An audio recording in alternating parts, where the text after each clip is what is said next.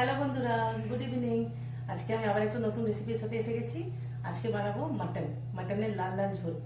চলুন দেখি মাটনটাকে করা শুরু করি। এর মধ্যে একটা পেঁয়াজ কুচি দেবো,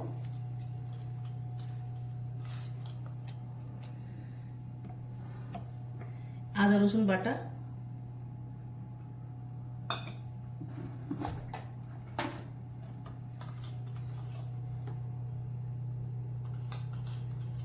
এক চামচ ধনের গুঁড়ো, আধ চামচ জিরের গুঁড়ো, আধ চামচ লঙ্কার গুঁড়ো, আধ চামচ হলুদের গুঁড়ো,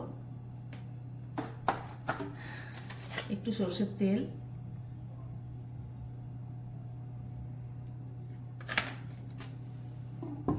আর পরিমাণ মতো নুন।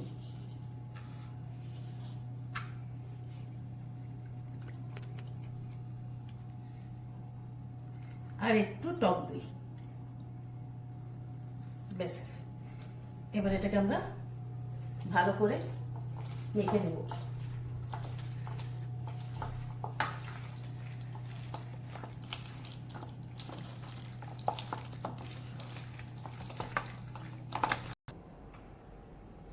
বন্ধুরা, তেলটা গরম হয়ে গেছে। এবার দুটো এলাচ, দুটো কি বলে লবঙ্গ আর এক টুকরো দালচিনি দিয়ে দিচ্ছি।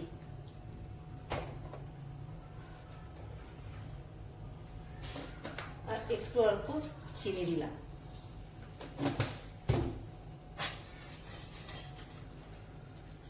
দুটো তেজপাতা দিয়ে দিলাম।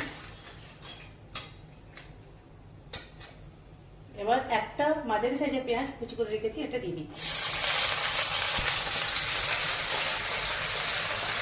পেঁয়াজটা একটু লাল লাল হবে, তারপরে মাটনটা এর মধ্যে দেবো।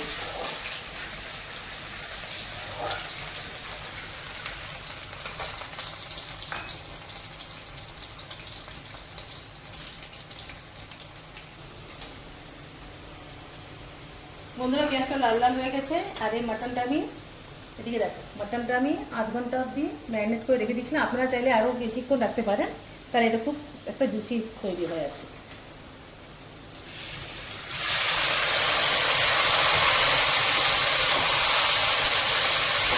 এটা আবার ভালো করে কষাবো আমরা।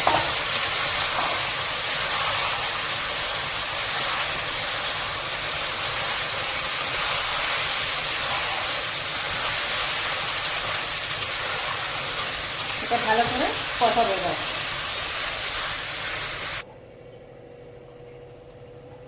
বন্ধুরা, এটাকে আমরা ঢেকে দিয়েছিলাম। এই দেখুন,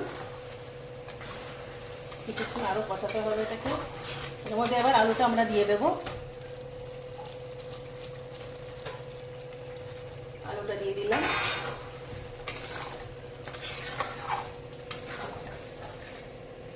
আর এর মধ্যে একটু কাশ্মীরি লাল মির্চ দেবো, কেন কি লাল লাল ঝোল হবে তো, একটু না দিলে হবে না। এইটুকুন দিলাম। এটাকে 15 মিনিট কষিয়েছে, আরো 5 মিনিট কষাবো এটাকে। তারপর এটা প্রেসারে দিয়ে আমরা সেদ্ধ করে নেব। দেখুন বন্ধুরা, রংটা কি এসে দেখুন, এই দেখুন, এই দেখুন, এই দেখুন, লাল লাল ঝোল হবে একবারে। দেখুন, আরো 5 মিনিট মতন, 5 থেকে 7 মিনিট ধরে থেকে আরো আমরা কষাবো। ঠিক আছে, ঢেকে সিম আছে।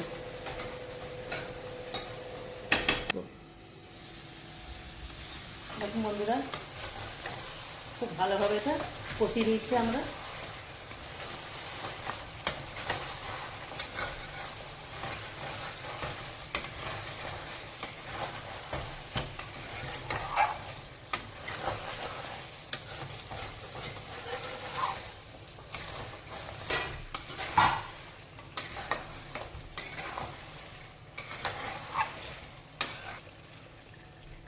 দেখুন বন্ধুরা, এটা খুব ভালোভাবে কষানো দেখুন হয়ে গেছে। দেখুন তেল ছেড়ে দিয়েছে পুরো।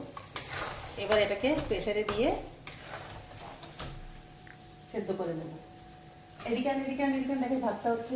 এই দেখুন বন্ধুরা, গরম গরম ভাত সাথে খাবো।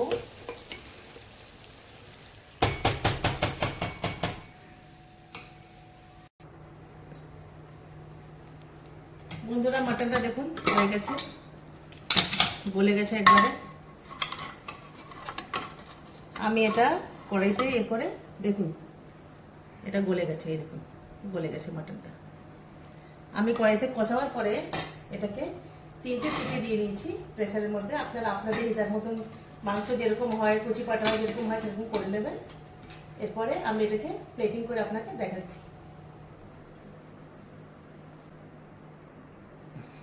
বন্ধুরা আমার রেসিপিটা রেডি হয়ে গেছে, আপনারা একবার বানিয়ে খেয়ে দেখবেন।